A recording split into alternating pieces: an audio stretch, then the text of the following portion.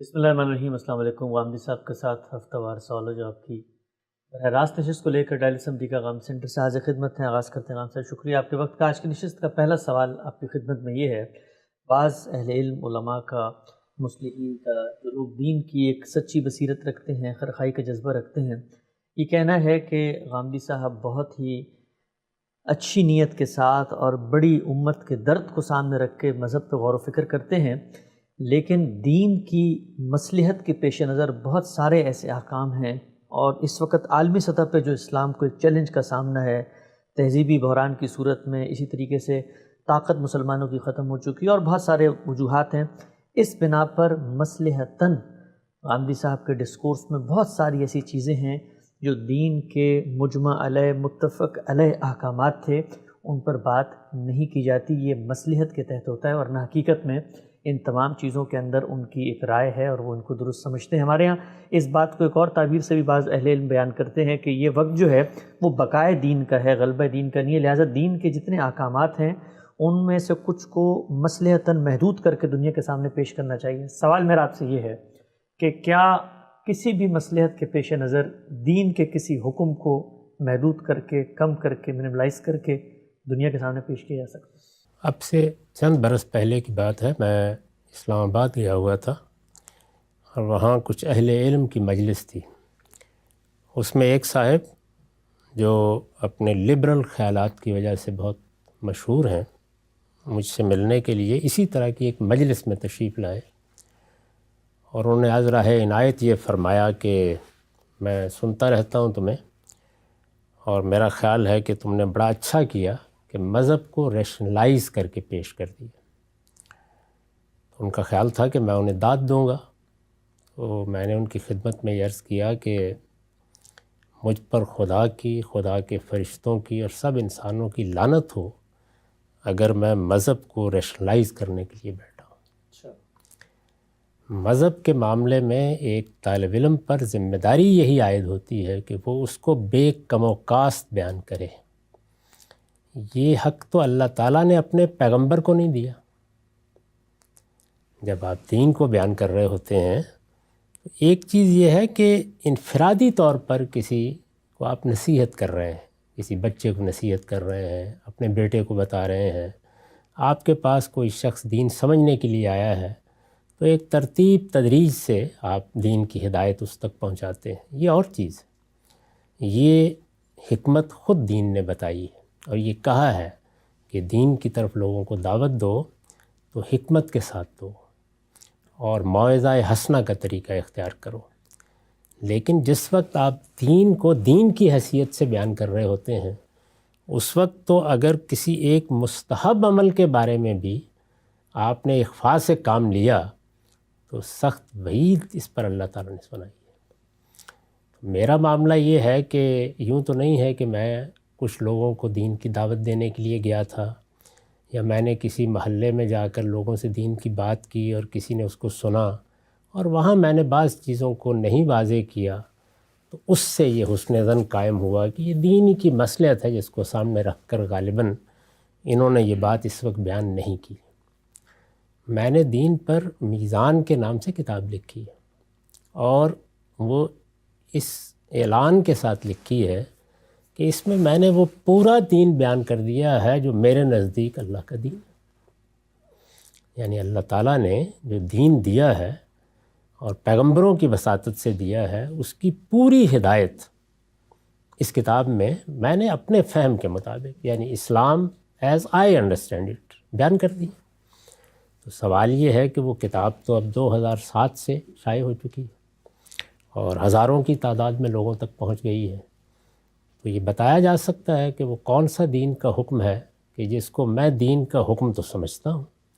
لیکن میں نے مصلحتاً اس کتاب میں بیان نہیں کیا۔ اس کا میں نے خلاصہ کیا ہے الاسلام کے نام سے، یعنی وہ اسی کا ایک مختصر ورژن ہے، اس کو بھی آپ دیکھ لیجیے۔ اس میں بھی پورا کا پورا دین اپنی اصل اور اساس کے لحاظ سے بیان ہو گیا ہے۔ تو اس وجہ سے میں اس پر اس کے سوا کیا تبصرہ کر سکتا ہوں کہ ہر سے از دوست میر اسد نیکوست۔ آپ فرماتے بھی ہیں کہ دین تو چند احکامات کا نام ہے، لوگ اس کو بھی بہت کوٹ کرتے ہیں، کہا یہ جاتا ہے کہ نبی اور رسول کا فرق کر کے دین کے بہت بڑی تعداد کے احکامات تھے جن کو آپ نے رسولوں کے ساتھ، ان کی قوموں کے ساتھ خاص کر دیا، ان کے مخاطبین کے ساتھ خاص کر دیا ہے۔ اسی طرح حدیث اور سنت کے مابین فرق کر کے بہت بڑی تعداد تھی دینی احکامات کی جو حدیث میں بیان ہوئے ہیں، ان کو بھی محدود کر دیا اور چند گنی چنی سنتیں آپ کے نزدیک ہیں۔ اور اسی طریقے سے کہا جاتا ہے کہ شریعت اور فقہ کا فرق کر کے آپ نے جو بہت بڑی دینی احکامات کی تعداد تھی جو ہماری فقہ میں بیان ہوتی ہے، اس پر بحث کی جاتی ہے، ان کو بھی دین کے دائرے سے نکال کے الگ کر دیا ہے دین سے، اور اس کے نتیجے میں دین اب چند محدود احکامات کا نام ہو کے رہ گیا ہے۔ سوال میرا آپ سے یہ ہے کہ یہ جو کچھ آپ نے کیا ہے، کیا یہی 3 چیزوں کے اندر آپ کے ہاں کوئی فکری تبدیلی پائی جاتی ہے روایتی نظام فکر سے، اور کیا اس کے نتیجے میں دین محدود ہوا یا نہیں ہوا؟ میرا خیال ہے کہ آخری چیز زیادہ اہم ہے، اسی سے بات کی ابتدا کر لیتے ہیں۔ دین سے متعلق جو ذمہ داری ڈالی گئی ہے، اور جو ذمہ داری ہمیشہ سے اس امت کے اہل علم نے اپنی پوری دیانتداری کے ساتھ ادا کرنے کی صحیح کی ہے، وہ یہ ہے کہ دین کو جیسے کہ وہ ہے، جس طرح کہ اس کو پیش کیا گیا ہے، بے کم و کاس لوگوں تک پہنچایا جائے۔ اس میں ادنا درجے میں بھی اپنی طرف سے کوئی چیز نہیں کی جا سکتی، بے کم و کاست۔ اب جس طرح یہ چیز اہمیت رکھتی ہے کہ دین کی کوئی چیز ہو اور وہ اس سے نکل نہ جائے، اسی طرح یہ چیز بھی بڑی اہمیت رکھتی ہے کہ کوئی چیز دین کی نہیں تھی اور وہ اس میں داخل ہو گئی۔ تو دونوں کام بہت دقت نظر سے کرنا پڑتے ہیں، لازماً کرنا پڑتے ہیں۔ اس میں ظاہر ہے کہ اختلافات بھی ہو جاتے ہیں، مختلف اہل علم کے مابین اختلافات ہو جاتے ہیں۔ پہلے دن سے یہ اختلافات صحابہ کرام میں ہوئے، بعض چیزوں کو سمجھنے میں، تابعین میں ہوئے، تبع تابعین میں ہوئے، ائمہ فقہ میں ہوئے، اسی طرح سے دوسرے جلیل القدر علماء میں ہوئے، ہوتے رہے ہیں، اس وقت بھی ہو رہے ہیں۔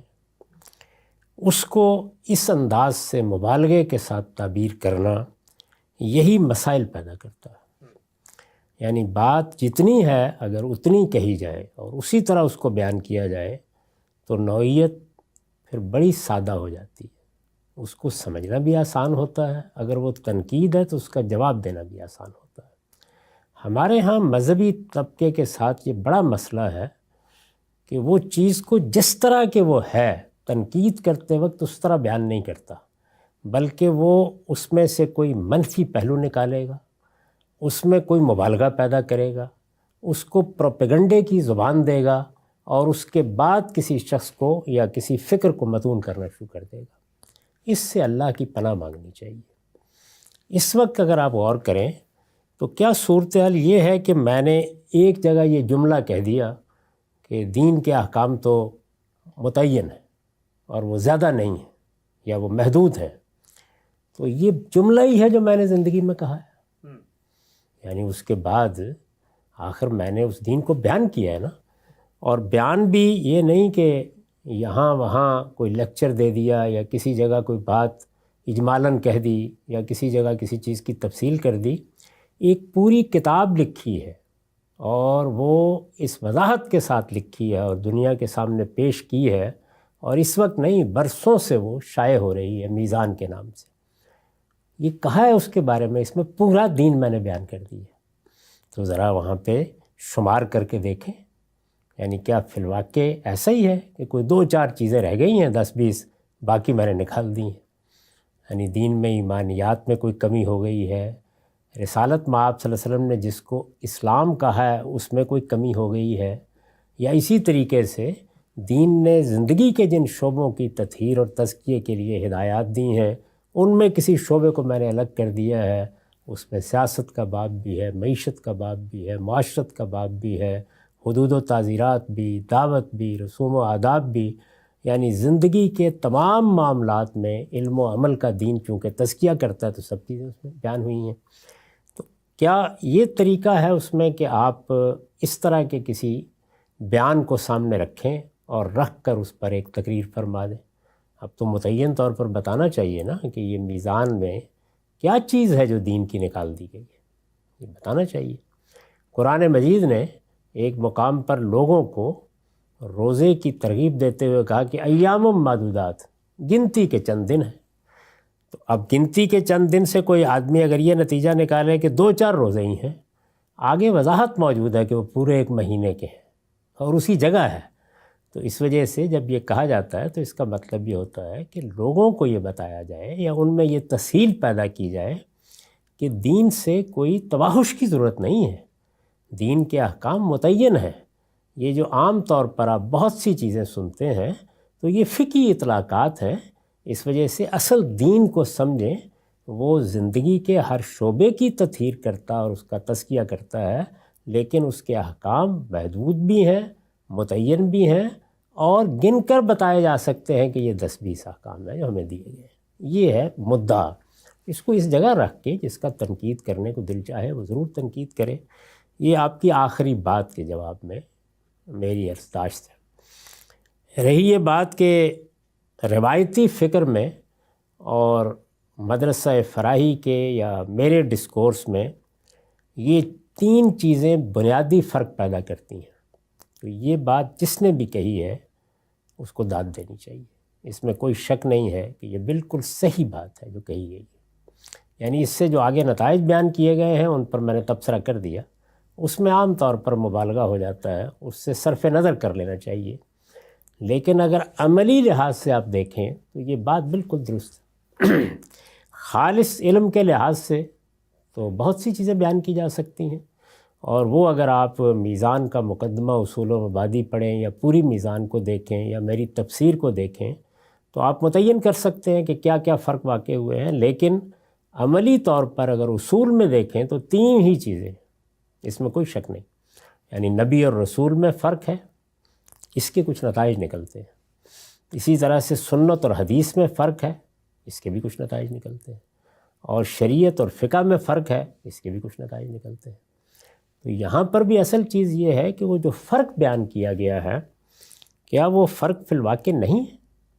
یعنی اگر ہے تو پھر نتائج نکلیں گے، آپ روک نہیں سکتے نا ان کو نکلنے سے۔ وہ 2 جگہوں پر نکلیں، 3 پر نکلیں، 5 پر نکلیں، 10 پر نکلیں، یہ تو بات کا مسئلہ ہے، نکلیں گے۔ تو گفتگو اگر علمی طریقے سے کرنی ہے اور ہمارے اس مدرسہ فکر پر نقد کرنا ہے تو کوئی شبہ ہی نہیں کہ یہ تینوں چیزیں ہیں جو عملاً اثر انداز ہوتی ہیں، اور میں سمجھتا ہوں کہ اگر یہ بات بیان کی گئی ہے تو یہ بڑی دیانت کی بات ہے، کیونکہ یہ چیز کہ نبی اور رسول میں فرق کے نتیجے میں بعض احکام پر اثر پڑتا ہے یہ تو ایک حقیقت ہے،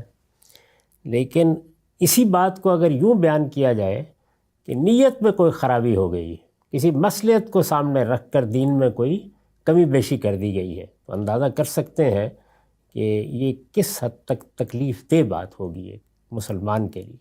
اور یہ کہتے وقت 1000 مرتبہ آدمی کو سوچنا چاہیے کہ وہ کیا بات کہہ رہا ہے۔ لیکن اگر کسی صاحب علم نے اس کو اس طرح بیان کیا ہے کہ چونکہ یہ اس چیز میں فرق کرتے ہیں تو اس سے بعض احکام کے معاملے میں یہ فرق بھی واقع ہوتا ہے کہ یا وہ باقی نہیں رہتے یا ان کے لیے کوئی تخصیص وجود میں آ جاتی ہے، تو یہ بڑا صحیح طریقہ ہوگا بیان کرنے کا۔ یعنی اگر بات کو اس طرح بیان کیا جائے تو پھر لوگوں کی سمجھ میں بھی آئے گی، اور یہ بھی اندازہ ہوگا کہ اچھی علمی تنقید کے لیے ان مبادی کا خیال رکھنا کتنا ضروری ہے۔ اسی طرح جب آپ یہ کہیں گے کہ یہ سنت اور حدیث میں فرق کرتے ہیں تو یہ ایک حقیقت کا بیان بھی ہے، اور اس سے آپ ہماری بات بھی ٹھیک طرح سے سمجھ سکیں گے اور تنقید کرنے والے کی تنقید کو بھی اچھی طرح سمجھ سکیں گے۔ لیکن اس کو مبالغے میں لے جا کر اگر آپ یہ کہیں گے کہ یہ تو منکر حدیث ہوگا تو یہ ظاہر ہے کہ ایک غلط بیانی بھی ہوگی، یہ ایک سفید جھوٹ ہوگا، اور یہ بات جب بیان کی جائے گی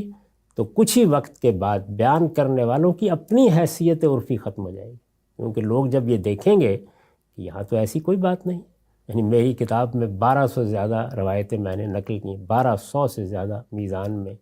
اور میں خود حدیث ہی پر کام کر رہا ہوں، زندگی کا آخری پروجیکٹ یہی ہے، شب و روز اسی میں ہوں، تو یہ بات کسی کو باور نہیں آئے گی، یہ اب کہی جائے گی، ہوا میں تحلیل ہو جائے گی۔ لیکن اگر اسی بات کو اس طرح بیان کیا جائے ان کے ہاں ان دو چیزوں میں فرق ہے اور اس فرق کے کچھ نتائج نکلتے ہیں. تو یہ بڑی صحیح بات ہوگی, یہ صحیح تنقید ہوگی اگر یہ تنقید ہے. اور ظاہر ہے کہ اس کے بعد پھر بڑا آسان ہو جاتا ہے کہ فرق پر بات کی جائے اور اس کے استدلال پر گفتگو کی جائے. پھر یہ پروپیگنڈے کا موضوع نہیں رہے گا, علم کی دنیا کی چیز بن جائے گی. یعنی اب تنقید ہونا شروع ہو گئی. اسی طریقے سے تیسری چیز کو لیجئے کہ یہ شریعت اور فقہ میں فرق کرتے ہیں. یقیناً کرتے ہیں, اس میں کوئی شبہ ہی نہیں 10 مرتبہ. لیکن یہ کہ اسی بات کو آپ مبالغہ کر کے یہ کہیں کہ کہتے ہیں کہ فقہ کو کوڑے دان میں پھینک دیں. بات وہی ہے لیکن اس بات کو آپ نے کہاں پہنچا دی؟ وہ اصل بات ہے. فقہ ہوا اور پانی کی طرح ہماری ضرورت ہے. یعنی آپ دیکھیے کہ اجتہاد پر جو میرا مضمون ہے اور جو میری کتاب مقامات میں ہے اسے میں نے یہی الفاظ لکھے ہیں. یہ تو ہوا اور پانی کی طرح کی ضرورت ہے, اس لیے کہ زندگی کے احوال وہ اتنے گوناگون اور اتنے بدلتے ہوئے ہیں کہ ہر وقت یہ ضرورت ہوتی ہے کہ دین میں جو باتیں کہی گئی ہیں ان کا سوسائٹی کے ساتھ, افراد کے ساتھ, حالات کے ساتھ تعلق واضح کیا جائے, ریلیشن واضح کیا جائے. تو یہ ریلیشن جب آپ پیدا کرتے ہیں اور بدلتے ہوئے حالات اور نئی صورتوں کے ساتھ پیدا کرتے ہیں تو یہ کیا ہے؟ یہ اجتہادی عمل ہے, اسی سے فقہ وجود میں آتی ہے. تو یہ ہوا اور پانی کی طرح ضرورت ہے لیکن فرق کرتے ہیں. یہ بالکل صحیح بات ہوگی.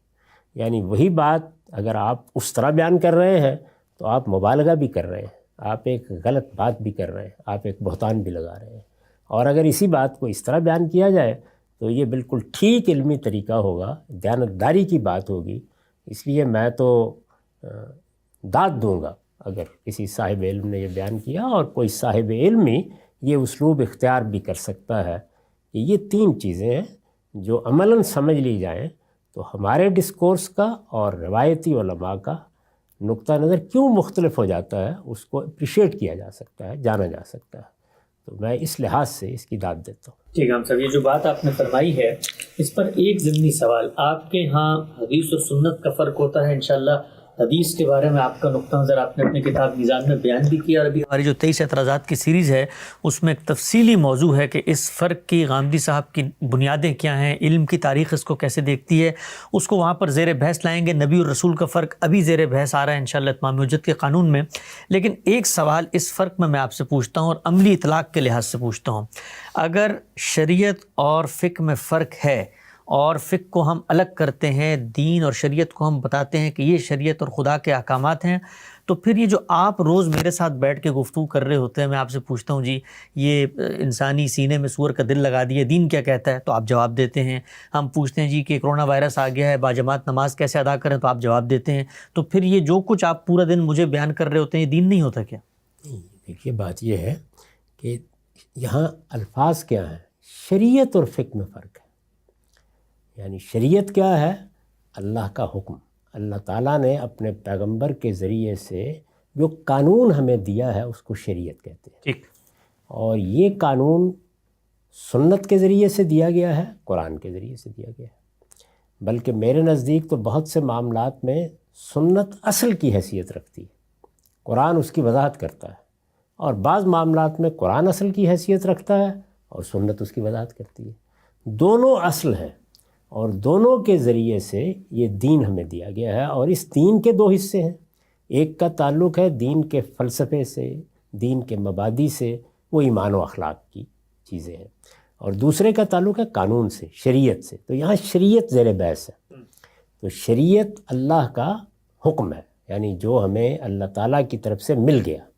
اب ظاہر ہے کہ جو حکم مل گیا ہے اس حکم میں کوئی نئی صورت پیش آ گئی ہے, نیا معاملہ پیش آ گیا ہے, یا کوئی حکم اجمال میں دیا گیا تھا, آپ نے اسے اطلاق کی تفصیل میں بدلا ہے. تو یہ کام ہم اصل میں عقلی طور پر کر رہے ہوتے ہیں. یہاں ہمارے پاس استدلال کے لیے قرآن کی آیت نہیں ہوتی, پیش کرنے کے لیے اللہ کے پیغمبر کی جاری کردہ سنت نہیں ہوتی, عقلی استدلال کر رہے ہوتے ہیں. تو عقلی استدلال جب ہم کر رہے ہوتے ہیں تو اسی کو اجتہادی اطلاق کہا جاتا ہے. اس کے بارے میں واضح کرنا چاہیے کہ اس میں اور شریعت میں فرق ہے. وہ اصل ہے, یہ اس کی فرع ہے. اور اگر آپ اس میں فرق نہیں کریں گے تو آپ اصل اور فرع کو خلط ملط کر دیں گے. ان کے مرتبے کو ایک کر دیں گے، ان کے متعلق رویوں کو ایک کر دیں گے، پہلی چیز کے لیے سمجھنے کے اصول اور اس کے بارے میں تعلق اور قائم ہونا چاہیے، اس میں آپ قرآن کی طرف جائیں گے، سنت کی طرف جائیں گے، وہاں سر تسلیم خم، یہاں ایک بڑا امام ہے، بڑا فقیہ ہے، بڑا عالم ہے، اس نے عقلی استنباط کیا ہے، تو یہ استنباط بالکل درست ہوگا۔ اس سے بعض موقعوں کے اوپر اللہ تعالیٰ کا منشا معلوم ہوتا ہے کہ وہ ہمارے فہم کے لیے چھوڑ دیا گیا تھا، اس کو بیان کیا، لیکن اس میں آپ جانتے ہیں کہ بے پناہ اختلافات کا امکان ہوتا ہے، اور پھر یہ کہ غلطیوں کا بھی بہت امکان ہوتا ہے، تو اس لیے اس کو الگ کیا جائے، یعنی یہاں کسی چیز کا انکار نہیں ہو رہا، الگ رکھیں اور اس کے مرتبے پر رکھیں، یعنی الگ رکھیں، شریعت کو بیان کریں تو فقہ کو اس کے ساتھ ملا کے نہ بیان کریں۔ یہی بات ہے نا جو میزان کے خاتمے میں لکھی ہے کہ اس کتاب میں فلسفہ، تصوف، کلام، فقہ کو الگ کر دیا گیا ہے، اور اس آمیزش سے الگ کر کے قرآن و سنت کی بنیاد کے اوپر جو اصل دین ہے اسے بیان کر دیا گیا ہے۔ تو دوسری چیز یہ ہے کہ آپ اصل اور فرع کو ایک جگہ رکھ دیں گے تو لوگ نہ یہ جان سکیں گے کہ اصل کیا ہے، نہ یہ جان سکیں گے فرع کیا ہے۔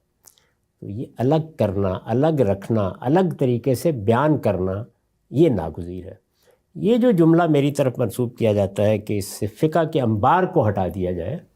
تو یہ کوئی مذمت کا جملہ نہیں ہے، یہ اس حقیقت کا بیان ہے کہ جس وقت دین کے اجمالی احکام کو ہم تفصیل میں بدلتے ہیں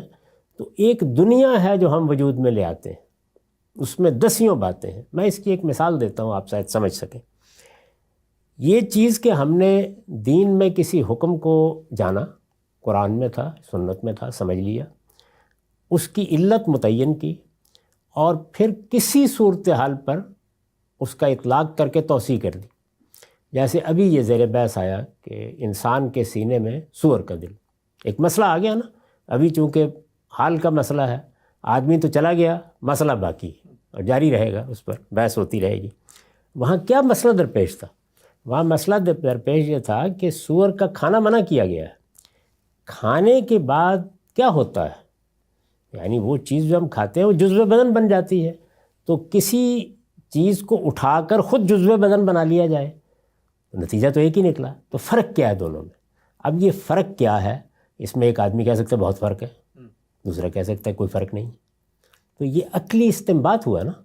تو یہاں آپ نے کیا کیا، جب آپ نے کہا کہ نہیں یہ بھی ممنوع ہے تو حکم میں توسیع کی، یعنی ایک کھانے سے متعلق حکم تھا، اس کا اطلاق ایک نئی صورت پر کر دیا۔ یہ جزوی معاملات ہوتے ہیں، ان کو آپ اگر ذیل میں بھی بیان کر دیں شریعت کے تو پھر بھی گوارا ہو جائے گا، اس لیے کہ ایک جزوی سا معاملہ ہے۔ میں تو نہیں کرتا، میں نے اپنی پوری کتاب میزان میں اور الاسلام میں یہ طریقہ نہیں اختیار کیا، اور زور دیتا ہوں اس بات پر کہ ایسا نہیں کرنا چاہیے، لیکن کر بھی دیں تو چلیے ایک جزوی قسم کا معاملہ ہے۔ اچھا، اسی طریقے سے آپ نے استثناء بیان کرنا ہے، یعنی آپ کہتے ہیں کہ دیکھیے اللہ تعالیٰ نے اور اللہ کے پیغمبروں نے یہ سنت قائم کر دی ہے اور ہمیشہ کے لیے قائم کر دی ہے کہ ذبیحہ کا طریقہ ہوگا، خون نکالا جائے گا، اللہ کا نام لیا جائے گا۔ اب کیا مچھلی کے معاملے میں بھی یہی ہوگا؟ تو آپ نے دلائل دے کے یہ بتایا کہ یہاں وہ علت نہیں پائی جاتی، حقیقت نہیں پائی جاتی، وہ چیز جس کو سامنے رکھ کر حکم دیا گیا وہ نہیں پائی جاتی، تو استثناء دے رہے ہیں۔ یہ بھی ایک جزوی سا معاملہ ہے، یہ بات واضح ہوئی۔ تو یہ جزوی معاملات اگرچہ دین کے احکام ہی کی فرع ہیں، انہی کا اطلاق کیا جا رہا ہے، لیکن بہرحال یہ اطلاق عقلی استنباط کے طریقے پر ہو رہا ہے، اس میں خدا کا براہ راست حکم یا پیغمبر کی براہ راست جاری کردہ سنت ہمارے سامنے نہیں ہوتی۔ جب نہیں ہوتی تو اس میں آپ محض اپنی عقل کی بنیاد پر یا اپنی اجتہادی بصیرت کی بنیاد کے اوپر یا توسیع کر رہے ہوتے ہیں یا آپ استثناء دے رہے ہوتے ہیں۔ تو احتیاط کہتی ہے کہ ان کو الگ کریں، ان کو الگ رکھیں، ان کو الگ بیان کریں اور یہ بتائیں کہ وہ شریعت ہے اور یہ اس کا اجتہادی اطلاق ہے جو نئی صورتوں کے پیش آنے کے بعد ناگزیر ہو جاتا ہے۔ لیکن اب ایک مثال دیکھیے ذرا کہ وہاں کیا ہوتا ہے۔ دین نے یہ کہا کہ امرہم شورا بینہم، مسلمانوں کا نظم، مسلمانوں کا نظام، مسلمانوں کا اجتماعی نظم، جب بھی وہ کوئی ایسی چیز پیدا کرتے ہیں جس میں سب مل کے کوئی کام کرتے ہیں، جیسے ریاست کا نظام ہے یہ لوگوں کی رائے پر مبنی ہے، یا ایک جملہ ہے، اس جملے نے یہ بتا دیا کہ مسلمانوں کی حکومت یا ان کا اجتماعی نظم یہ بندوق کے زور پر قائم نہیں ہوگا، یہ کسی خاندان کا استحقاق نہیں ہے، یہ کسی طبقے کا استحقاق نہیں ہے، یہ کوئی فلسفیوں یا علماء کی حکومت نہیں ہے، اس میں لوگوں کو فیصلہ کرنا ہے، لوگوں کو حکومت کا حق دے دیا ہے اللہ تعالیٰ نے، اور یہ انہی کو ہونا بھی چاہیے۔ علم بھی یہی کہتا ہے، عقل بھی یہی کہتی ہے، کیونکہ حکومت کا ادارہ اللہ تعالیٰ کا قائم کردہ ادارہ نہیں ہے، خاندان کا ادارہ اللہ کا قائم کردہ ادارہ ہے، یہ لوگوں نے اپنی ضرورت کے تحت قائم کیا ہے، تو چونکہ لوگوں نے قائم کیا ہے تو لوگوں ہی کو فیصلے کا حق بھی ہے، تو امرہم شورا بینہم۔ اب اس امرہم شورا بینہم پر ہم نے عمل کرنا ہے۔ عمل کرنے کے لیے دنیا نے جو نظام بنایا ذرا اس کی تفصیلات دیکھیے، پارلیمنٹ، مقننہ، عدلیہ، انتظامیہ، باہمی تعلقات، باہمی روابط، انتخاب کے طریقے، ایک دنیا ہے نا، اب آپ گنتے چلے جائیے، فقہ ہے، یہ فقہ ہے۔ تو اس سب کچھ کو کیا میں اٹھا کر امرہم شورا بینہم کے ساتھ رکھ دوں، کیا نیچے رکھ دوں؟ یعنی آپ یہ دیکھیے کہ میں نے خلفائے راشدین کے انتخاب میں کیا طریقہ اختیار کیا گیا، فقہ ہے نا، یعنی انہوں نے اس بات کو سمجھا اور اپنے زمانے میں قبائلی تمدن تھا، اپنے زمانے کی ضرورتوں کو سامنے رکھ کر ان کو جب موقع ملا تو انہوں نے سیدنا صدیق کا انتخاب کیا، سیدنا عمر کا کیا، سیدنا عثمان کا کیا، سیدنا علی کا انتخاب تو مارز بحث میں آ گیا، لیکن بہرحال انہوں نے اپنے زمانے کے لحاظ سے یہ طریقے اختیار کیے۔ کیا وہ طریقے دین ہیں؟ ان کو اٹھا کر دین بنا دیا جائے، ہے تو امرہم شورا بینہم کا اطلاق، تو یہ فقہ ہے۔ یہ کبھی اجمال کی جب تفصیل کی صورت میں زیر بحث آتی ہے تو آپ دین کو بیان کرنے کے لیے تو ایک جملہ بیان کر رہے ہیں، اس کے لیے پوری کتاب لکھنی پڑ جاتی ہے۔ تو میں نے ابتدا میں جب امرہم شورا بینہم پر لکھا تو دونوں چیزیں اکٹھی تھیں میری کتاب میں، یہ بہت پرانی بات ہے، لیکن جس وقت میں نے اس کو میزان میں موضوع بنایا تو آپ دیکھیے میں نے کیا کیا، یعنی بات جتنی رسالت میں آپ صلی اللہ علیہ وسلم کی ذات تک رہی اس کو میں نے اس میں بیان کر دیا، اس لیے کہ وہ دین کا بیان ہے، لیکن اس کے اطلاق کے طریقے کیا ہیں، خلفائے راشدین نے کیا کیا، ان سب کو میں نے ایک الگ مضمون کر کے اس کو اپنی کتاب برہان کا حصہ بنایا۔ تو یہاں کیا میں نے اس کو اٹھا کے پھینک دیا، نکال دیا، یعنی کیا آج بھی میں اس پہ گفتگو نہیں کرتا، یہ سب ہوتا ہے، لیکن اس کو کس جگہ رکھنا ہے۔ یعنی ایک چیز ہے، سنت اور قرآن کو دیکھ لیجئے، کوئی آدمی یہ کہے کہ سنت اور قرآن تو اصل ہے، دونوں کی یکساں اہمیت ہے، دونوں میں سے سنت جو ہے وہ بعض موقعوں کے اوپر ابتدا کرتی ہے، مقدم ہوتی ہے، قرآن تفصیل کرتا ہے، سنت کو اٹھاؤ اور قرآن کے اندر رکھ دو۔ تو بھائی میں کہوں گا کہ دونوں کو الگ الگ رکھیے، قرآن کو قرآن کی حیثیت سے پیش کریں اور سنت کو سنت کی حیثیت سے پیش کریں۔ تو اسی طریقے سے یہ ضروری ہے کہ ان کے درمیان میں بھی یہ فرق ملحوظ رکھا جائے۔ ایسے ہی آپ آگے بڑھ کر ایک ایک چیز کا جائزہ لیں گے تو یہ معلوم ہوگا کہ یہ ممکن ہی نہیں ہے کہ ان کو اکٹھا کر دیا جائے، اور جب اکٹھا کیا جائے گا تو اب میں یہی کہوں گا نا کہ اگر مثال کے طور پر امرہم شورا بینہم کے تحت آپ یہ سب چیزیں لے آئیں اور یہ کہیں کہ نہایت اچھے اجتہادات ہو گئے ہیں اور ایک پارلیمانی اور ایک صدارتی اور معلوم نے کیا کیا نظام بن گئے ہیں، دنیا میں ساری اس کی صورتوں کو آپ بیان کریں، تفصیلات ظاہر ہے کوئی 1200 صفحے میں بیان ہوں گی، اور پھر اس کے بعد یہ کہیں اس کے بعد کہ ایک ہی چیز، تو خود غور کر لیجئے کیا چیز ہے۔ میں یہی کہوں گا نا کہ اس انبار کو الگ کیجئے اور لوگوں کو بتائیے کہ اللہ کا حکم صرف ایک تھا اور وہ تھا امرہم شورا بینہم، یہ اس کے اجمال کو انسانوں نے اپنی عقل اور اجتہاد سے تفصیل میں بدلا ہے، یہ فقہ ہے، اس کو عزت کی نگاہ سے دیکھیں گے، بیان بھی کریں گے، یہ ہماری ضرورت ہے ہوا اور پانی کی طرح، لیکن اس کو نہ برابر رکھیں گے، نہ اس کی جگہ دیں گے، اور نہ ان کو خلط ملط کر کے کبھی پیش کریں۔ ٹھیک ہے، صاحب، یہ جو پوری بات آپ نے بیان فرمائی ہے، میں اپنی غالبانہ انڈرسٹینڈنگ آپ کے سامنے رکھتا ہوں اور چاہوں گا کہ اگر یہ خلاصہ ٹھیک ہے تو آپ اس کی تائید فرمائیں، اور اگر اس میں کوئی کمی ہے تو اس میں توسیع کر دیجیے گا۔ آپ کی پوری بات یہ ہے کہ جب ہم دین کی ہدایت کو سامنے رکھ کے قرآن و سنت پہ غور کرتے ہیں اور ہمیں کوئی نئی صورتحال درپیش ہوتی ہے جو وہاں پر براہ راست بیان نہیں ہوئی ہوئی، تو ہم عقل کے ذریعے، عقلی استنباط کے ذریعے ان احکامات کو متفرع کرتے ہیں، ان کے اندر کوئی علت ہے تو اس کو مماثل صورتحال پہ اس کا اطلاق کرتے ہیں،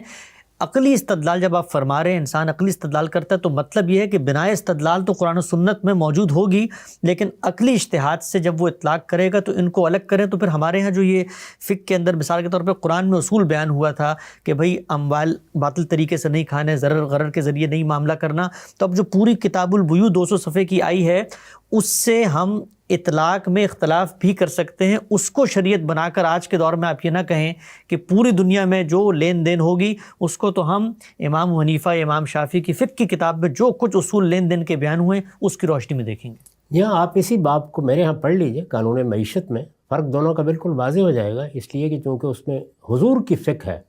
تو حضور کی فقہ کو میں نے ذیلی چیز بنا کے اپنی کتاب میں بیان کیا ہے. قرآن اور سنت کو اوپر رکھا ہے اور نیچے اس کو رکھا ہے. تو چونکہ فقہ النبی بیان ہوئی ہے تو آپ سمجھ سکتے ہیں کہ دونوں کا باہمی تعلق کیا ہے. لیکن اب فقہ ابی حنیفہ